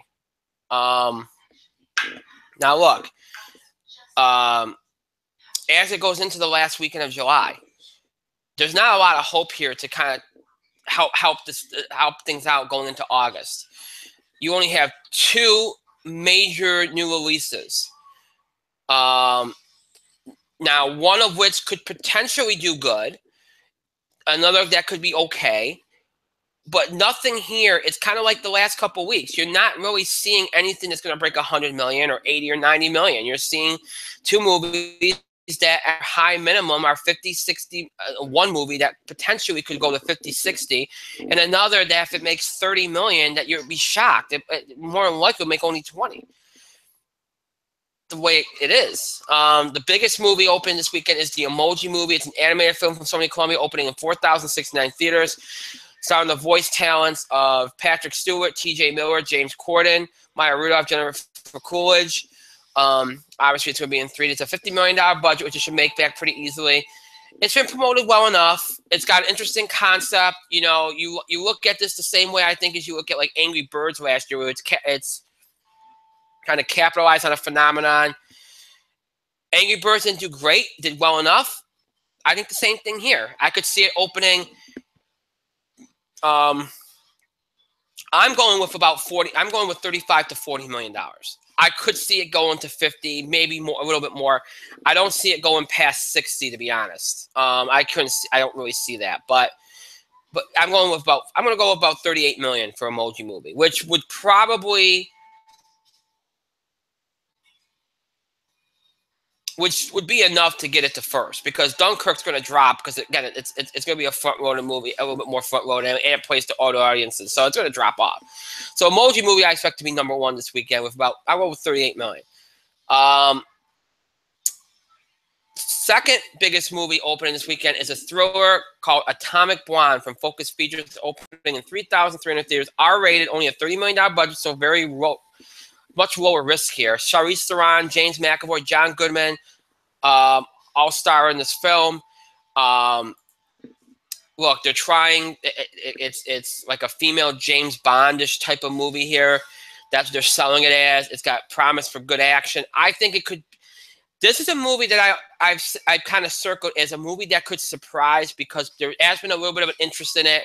The way it's been marketed, the way it's coming off, it has a very cool vibe to it. I don't know if there's a high ceiling for it, though. You know, this is one of those movies where I think it could potentially surprise and do better than expected, which for me, I'm looking at it from a 20 to 25 million high-end kind of point. Could it get to 30? Yeah. Could it get a little over that? Yeah. I don't see it going much beyond that, though, even though it's got some bankable actors in it. So I'm going with about 23 million for Atomic Blonde, which probably won't. It might not be even good enough to get it to second, but you know, outside of those two movies, the only other movie of note, two movies of note, a crime drama from Annapurna Pictures is opening in limited release called Detroit. This is a movie that's getting a lot of Oscar buzz. It's directed by Catherine Bigelow and stars John Boyega and Will Poulter. R-rated. It's getting a lot of buzz. It'll be expanding its release over the next couple of weeks. We've seen this in the last couple of years, where in August you get a little bit of a early kind of Oscar buzz kind of movie. Well, here it is this year, Detroit. So keep an eye on that one as it expands its release over the next couple of weeks and opens in limited release this weekend. And then we have an inconvenient sequel, Truth to Power, a documentary from Paramount Vantage, opening in 4 theaters. This is Al Gore's sequel to his first documentary, Inconvenient Truth. Again, only opening in 4 theaters. It will expand its release over the next few weeks. So those two movies to keep an eye on, and obviously they both will be getting a lot of buzz as far as the awards circuit goes this year.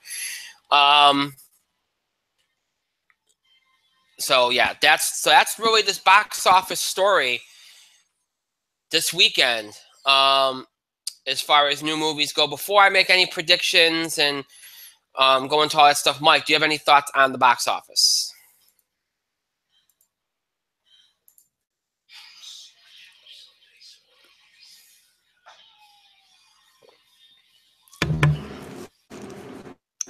You throw it to me again? Yeah. Wow, am I moving too fast From for you the today? box office? Yeah. No, you're moving super slow to me. I just stopped paying attention.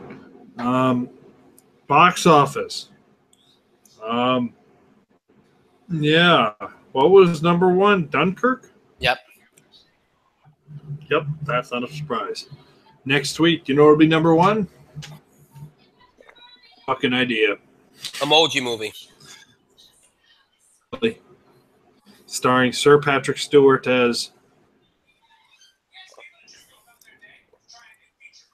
really the only reason to go see that is to watch Patrick Stewart playing poop. And who cares about the rest of the movie? Atomic Blonde will probably do promoted well. It's do all right. Hard to say. Other than that, it's everybody. It's hard to pay attention after all the good movies have gone. Like everybody, I'm just waiting for. It's like the last big one of the summer. It's the one I care about. Yeah. All right, so this is how I see it going this weekend. Like I said, I expect the Emoji Movie to be number one. I'm going with I'll go about 38 million for Emoji Movie. Number two, I think Dunkirk will hang on. I think Dunkirk will take number two with about 25 million. I think it'll be close between Dunkirk and Atomic Blonde. I think Atomic Blonde, and again, they're going to both play to older audiences, so that might hurt both. But Atomic Blonde, I'm going to go with about 22, 23 million, so it'll be close there between the two. So Atomic Blonde in third with around 22, 23 million. After that, I like Spider-Man Homecoming. I think Girls Trip is going to be very front-loaded. So Spider-Man Homecoming, I would say about 17 million for them. And then I like Planet of the Apes around 14, 15 million. Girls Trip around 12 or so million, about 12 million around there. And then after that, let me see what I'm looking at here. I stopped at Girls Trip. I said 12 million there. So make sure I get the right. Okay. I'm just looking at the theater counts to make sure I'm not. I said Planet of the Apes before I said Girls Trip. Yeah, I did. I think they're going to hold better there. Okay, and then I think you'll see Despicable Me 3, which I think will crash because of Emoji Movie. Around 8 million or so, maybe a little lower. Valerian around 6 million, maybe a little lower than that. I think Baby Driver, Big Stick is definitely going under 5 million. I think Baby Driver will probably go under it too, but I'll give Baby Driver a benefit down and say 5 million for Baby Driver. And that's it. That's how I see it going this week. So I think all in all, it'll be kind of like maybe a little bit worse than this week, maybe more on par with the previous week or closer to the previous week. I think it'll be an okay weekend, but I don't think it'll be great. At least not by the standards of most prognosticators nowadays when it comes to summer. But I think it'll be okay for the last weekend of July, which sometimes can be a quieter weekend anyway for the summer. So after that, we go into August. And Mike said it, and he's right. We really only have one more ace left in the hole this summer, and that's Dark Tower. And that will be released next Friday, which is August the 4th. We'll talk about that next week, along with another film starring Halle Berry called Kidnap, which is an action thriller. And, of course, Detroit will be expanding next week as well, so that'll be another factor as well. And then after that, it's it. That's it. There is a movie with Samuel L. Jackson and Ryan Reynolds coming out in the middle of August, The Hitman's Bodyguard, that might do something, but really, that's it. That's the summer. So kind of petering out to the end and much earlier than usual, like we've been explaining over the last couple weeks, but it is what it is. So we'll talk more about Dark Tower and Kidnap next week. We'll see how the box office goes this week. All right. With that said, before we get into the last segment of the night, which is D23 and Comic Con, because I certainly don't have any because, again, I'm in a TV lull right now. Mike, any TV highlights for this week?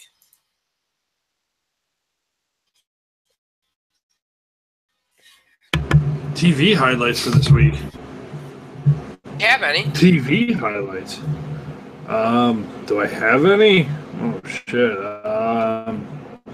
I'm like back on Preacher. That's a thing that I should probably watch. Yeah. Prime Suspect Tennyson. That was on PBS. That just ended. Good piece. It is the prequel series to The Prime Suspect, starring Helen Mirren as Jane Tennyson. This showed Tennyson when she was younger. This series is pretty solid, not bad. Get renewed. Get renewed. So it's too bad. Series, it was on Masterpiece Mystery. Wasn't terrible. Number 2, Church, starring David Tennant and Vicar. I remember name. I'm surprised I remembered her name. Jodie Whittaker, not an awful lot of this. But Broadchurch, it was a good episode. What's going on? We're at the early part of the show where they're just beginning to dive into some of these mysteries, and it's so far. Some more. It's going to happen. We're about to break it wide open. Broadchurch. And Series 3 is, I think this is actually the last season of Broadchurch, and I'm not sure. But a while it'll last. This was pretty good. The next one airs tomorrow night, I think, or I'll watch it tomorrow. Grantchester. The best episode of Grantchester this season. This series that's also airs on Masterpiece Mystery, because it focused a little less on the personal relationship bullshit, just focused on mystery and the character growth from characters that aren't very good, Amanda. So this episode was pretty good. Just a little bit on Miss McGuire, who is the caretaker for the priest. And this was the penultimate episode of the series. By series, I mean season. That's how British people say it. Uh-huh. So looking forward to it. Decent. I don't know if Grantchester's coming back. It might not. Kind of rough. Not terrible. Other than my inherent love of Police Mystery / PBS, you should be watching. Again, BBC is re-airing them Sherlocks, just kind of in the middle of the Hounds of Baskerville. One of my personal favorites, Hounds of Baskerville. It's one of the best episodes of Series 2. Gotta love that Sherlock. And other than that, nothing's really going on. Yeah. Well, like I said, I'm in a little bit of a lull because I've been watching sporting events and I've been watching panels, and that's a nice segue into our final part of the show here, and that is I didn't do it last week because I figured let's put it all together because it all kind of goes together in some ways. D23 last weekend, San Diego Comic Con this past weekend. Obviously, a lot got out. There's a lot of news out there. We can't cover everything. There's no way we could cover everything, even if we had the whole night to do it. And to go back through every little detail would be very hard. Obviously, there was a tremendous amount of casting news, trailers. When you think back to D23, I think really what surprised everybody. Obviously, on Saturday we knew the live action stuff and Marvel stuff, and that was going to be big. We knew that. We knew what they had in store, and they showed some things. And the Infinity War trailer kind of, which they haven't posted yet, kind of got everybody in a tizzy, and it did that on Comic Con weekend too. And now people are leaking it left and right. But look, nothing earth shattering there. I think what Disney did that surprised everybody was how well that first night went with the live action portion with the Pixar, with Coco, and with Wreck-It Ralph 2, which had, they spoiled a scene from the movie that got a lot of attention, which was the whole idea of bringing back as many Disney princesses as they could possibly bring back to voice the princesses and have them be in the movie. And in a particular scene that sounds hilarious. That kind of stole the show. So did Incredibles 2. They gave you some insight into what they're doing in animated and their schedule. And that was kind of what shocked everybody was, some of the things that came out of that. That, to me, was the big headline out of the D23 as far as film goes. I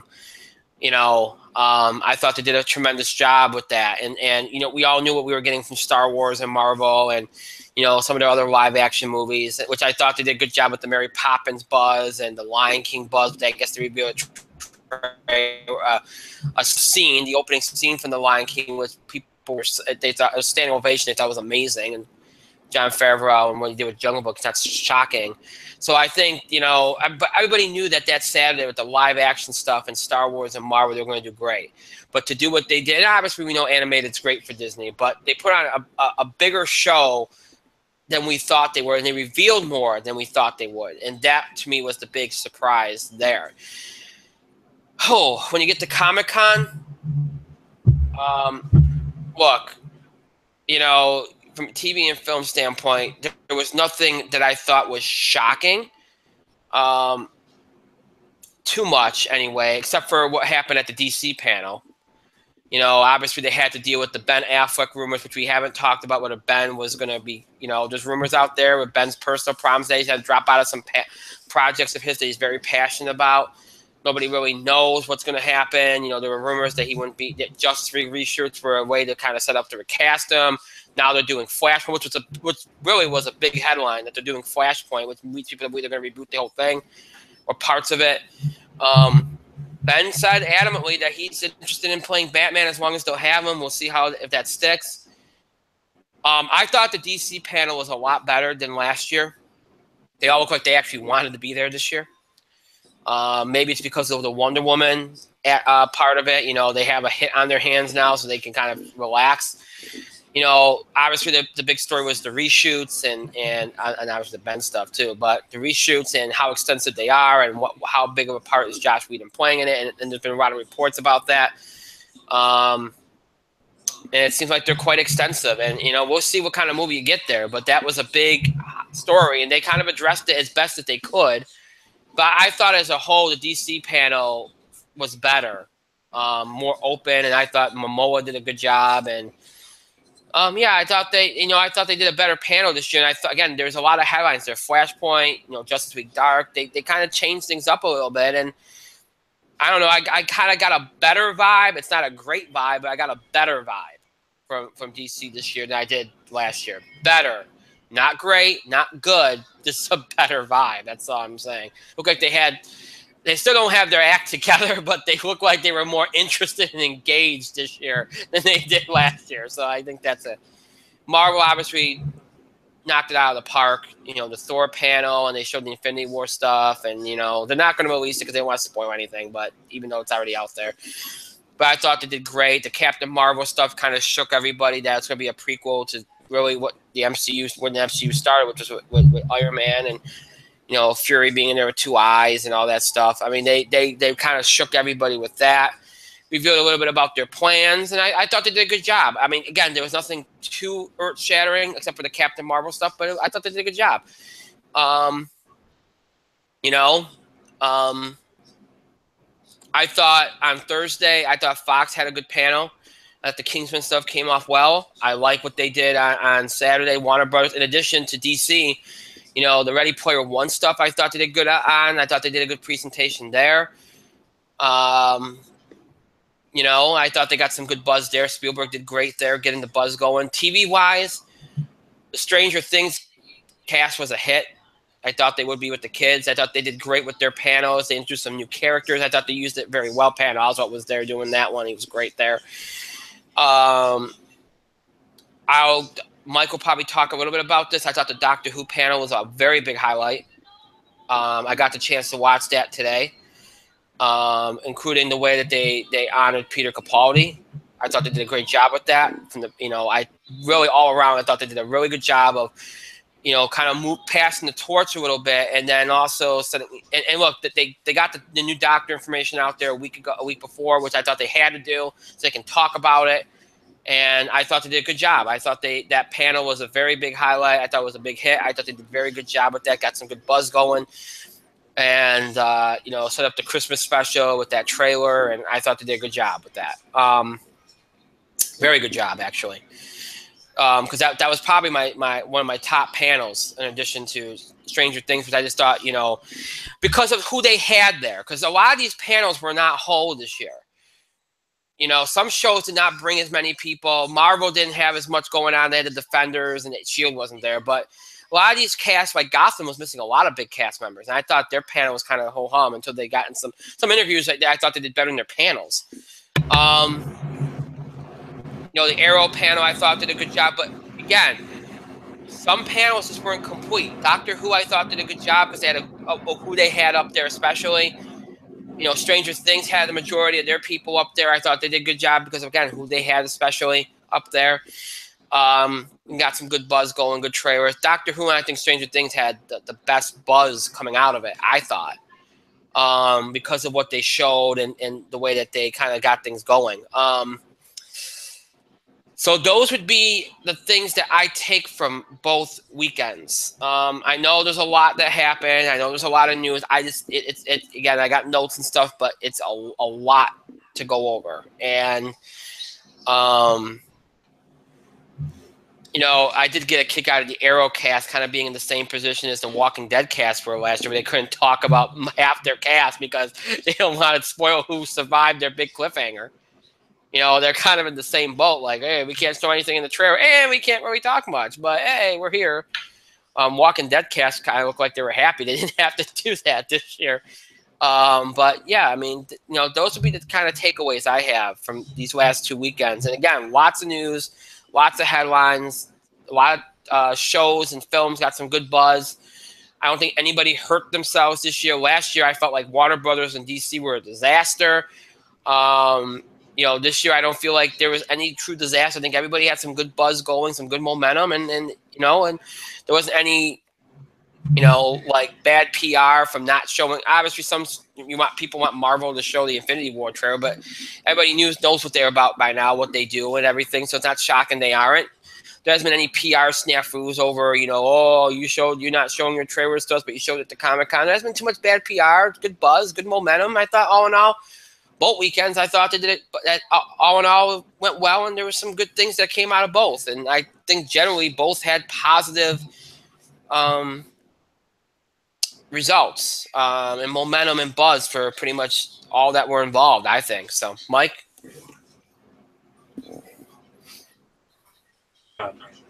Big time. I can tell you exactly how many panels I watched. In the range of 0 and 0. Goose egg. Yeah.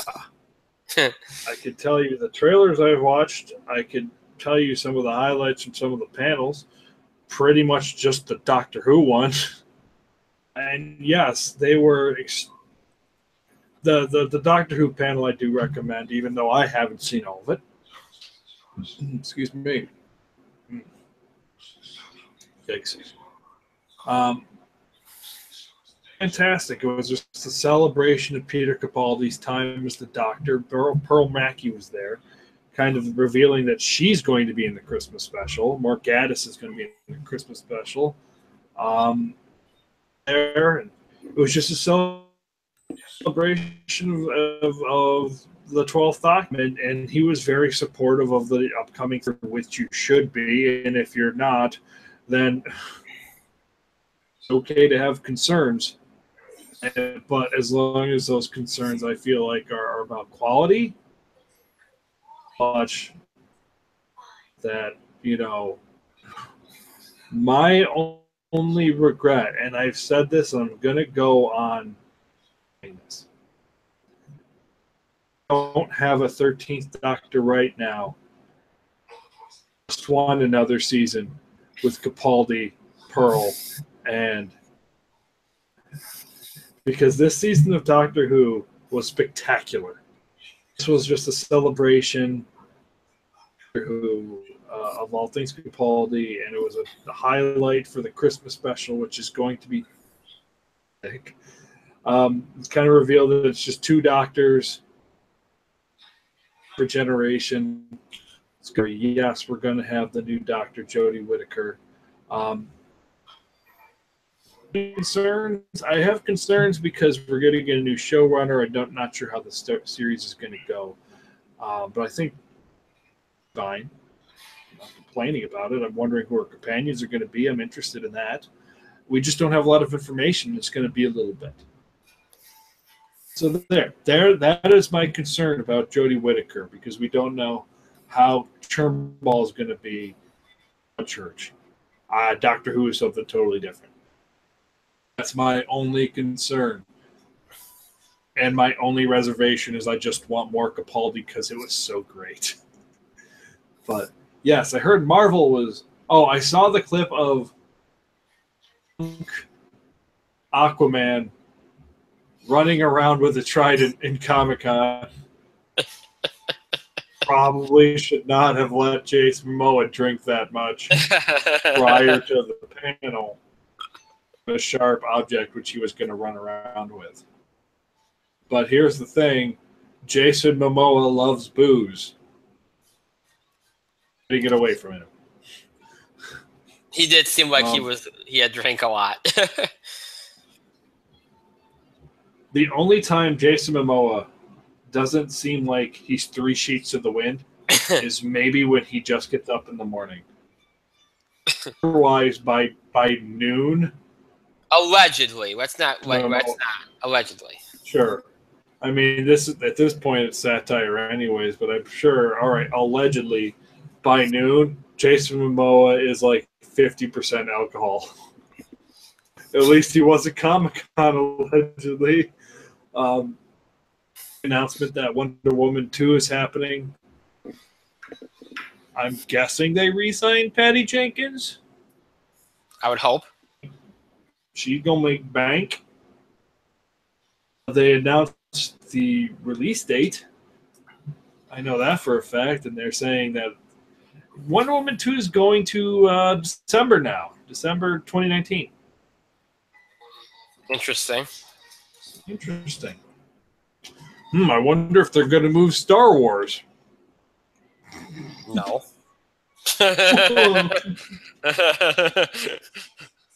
That's a funny idea. I know they're not. Disney moving a movie? Disney will only move a movie for one of their movies. Yeah. Nice job with Wonder Woman.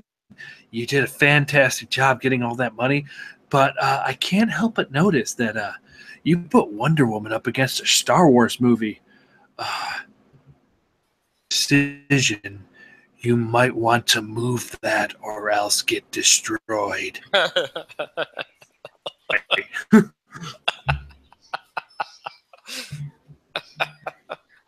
mean, the Justice League trailer was pure Snyder. And I will give Zack Snyder this. Man knows how to make a trailer. It's worth a shit, but he can make a trailer. He can. So, excited for Justice League. That's all Zack Snyder is. He's trailer hype. I saw the Flash trailer. You know, the good one, the TV one.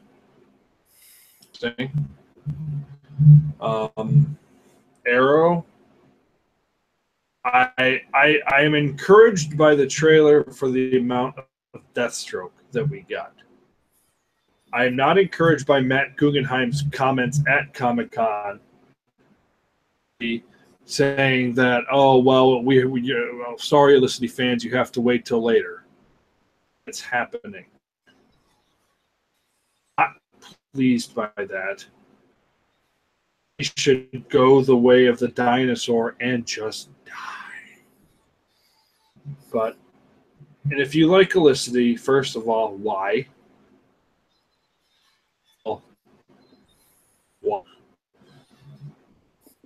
for you, it should still die. Season 4 was the Olicity season, and it was god-awful. God-awful. So, you want your Olicity, watch your Season 4 back. It was a shit season in general. Anyways, but I'm not pleased by the Guggenheim comments. Fine, because it was all like Slade Wilson and Oliver Queen, and with the Canary battle in between. That's not bad at all. Yeah. I don't know. Thor, fantastic. Probably the trailer of the con. Marvel had a big thing. Yeah. Big thing.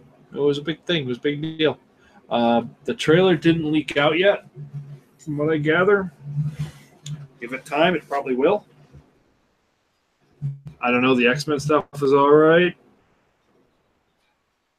Other than that, I don't think there was a Mattel panel this year for WWE. At least I don't think there was. Not from what I saw, no.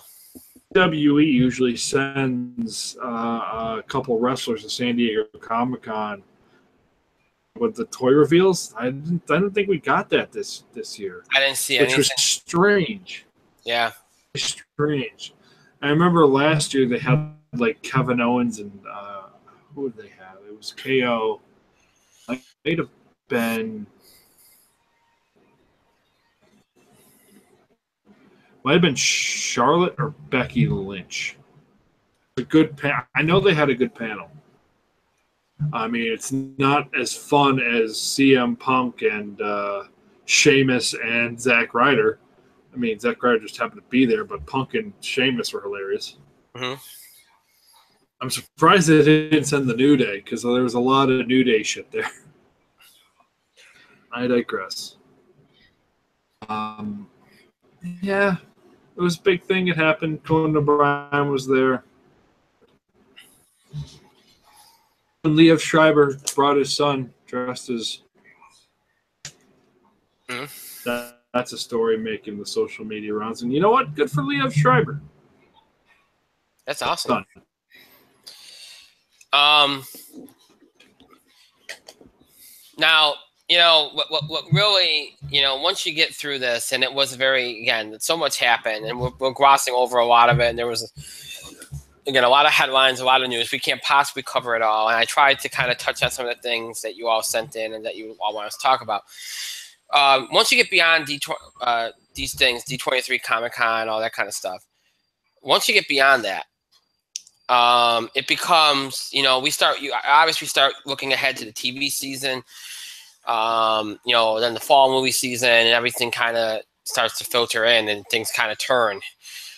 So, you know, that's you know, that's kind of what's going on. You know, now we're heading into the last week of July. We're in the last week of July, the last weekend of July, before we transform to August. And then you got 4 weeks in August, 4 or 5 weeks, you know, August, and you get the first week of Labor Day, and then you're starting kind of, some shows start, and then TV season, fall TV season, and then, you know, and then you head further into fall, and you get the big movies coming out again. So it's interesting how it kind of all turns. But yeah, I thought, again, lots of good buzz for, you know, I don't think anybody had a bad weekend.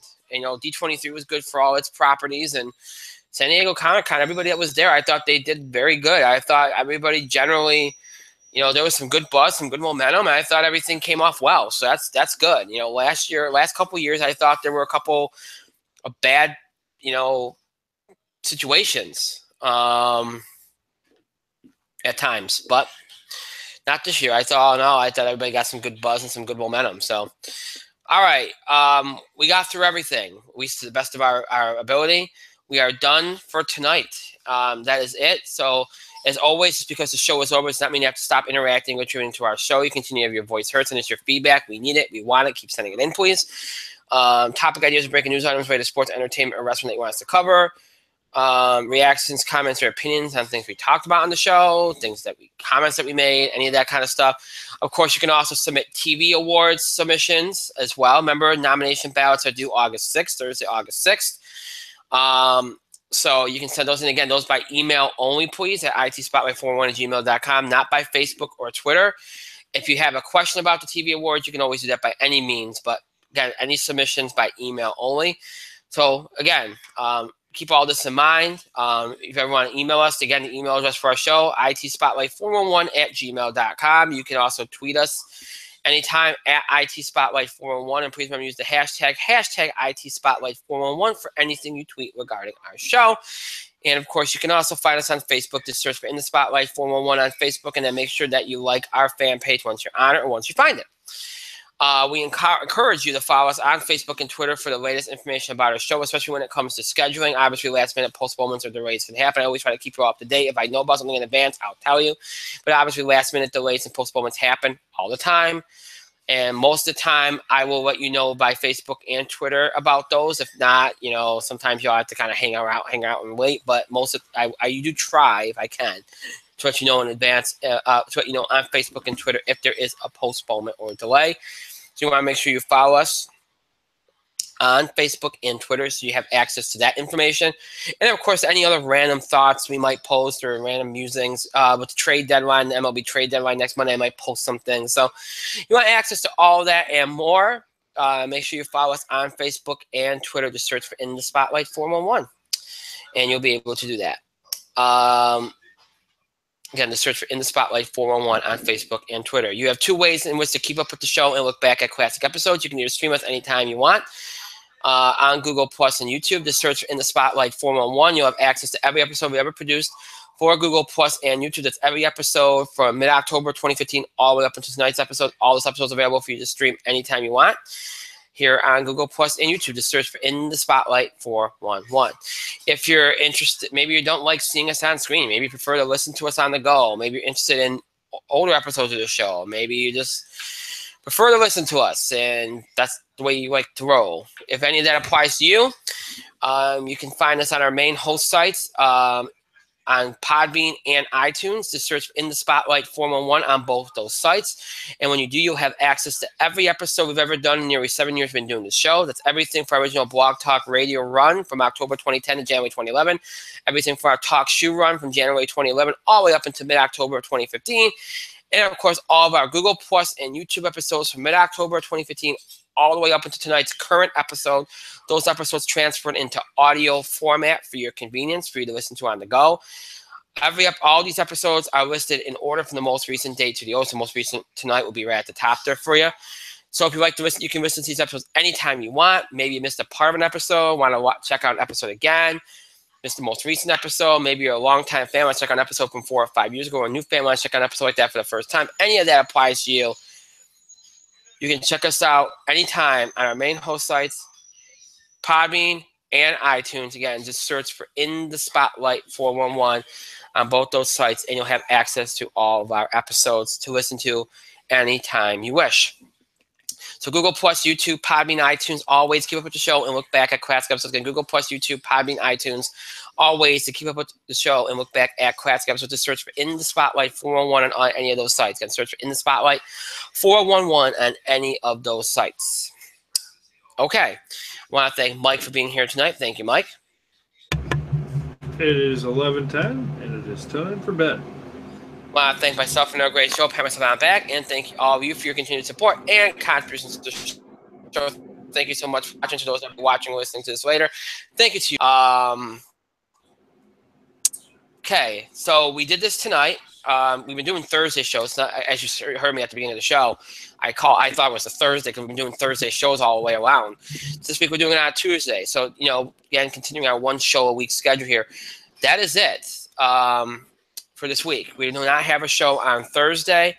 So that is it for this week. Now, next week, we are going back to our normal schedule. We'll be doing a show on Thursday next week. The normal by the trends of this summer, okay?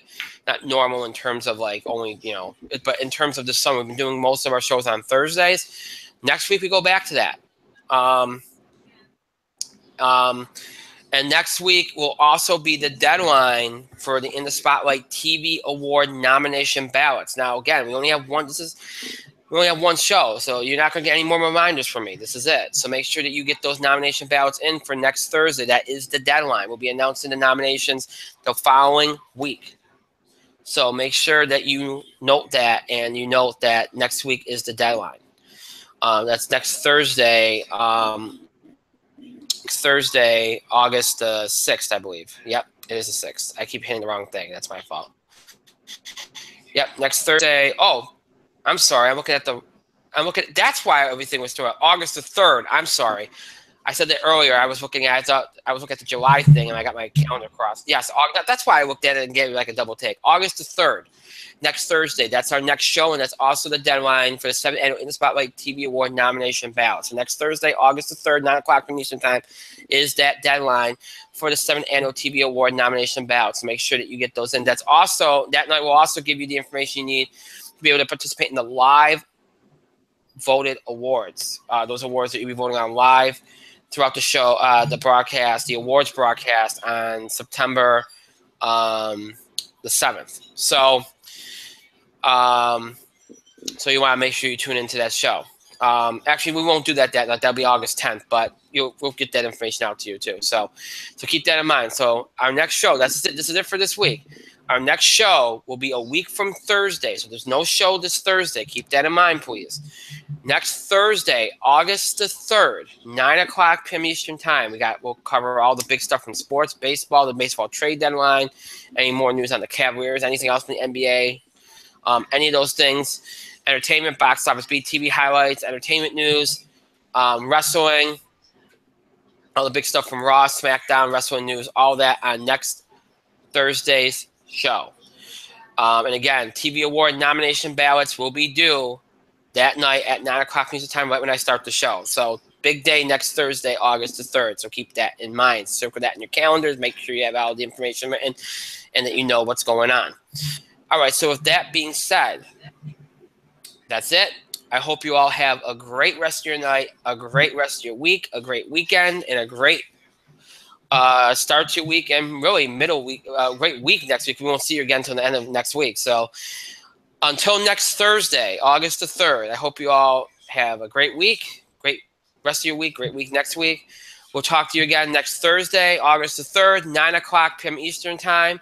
Until then, have a good night, everybody.